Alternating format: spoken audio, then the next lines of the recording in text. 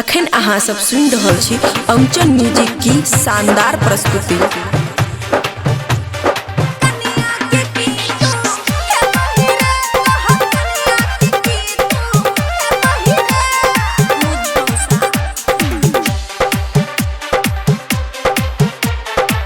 खुशी recording studio बलुआहा।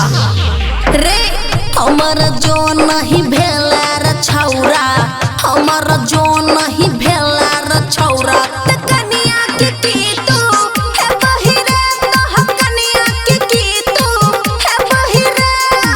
हमर जो नहीं भेला रे छौरा, हमर जो नहीं भेला रे छौरा, तो कनिया के की तू हे बहिरे, तो हम कनिया के की तू हे बहिरे।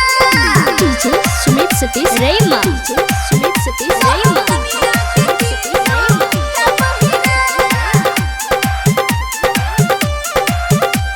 खुशी रिकॉर्डिंग स्टूडियो बलुआहा। हेरो भरल जवानी मठन का गिरतौ, नहीं नीक तोरा है तौरे।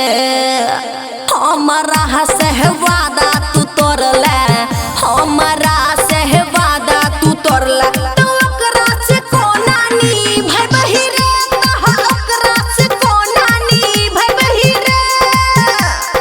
DJ Sumit Satish Rayma. Sumit Satish Rayma.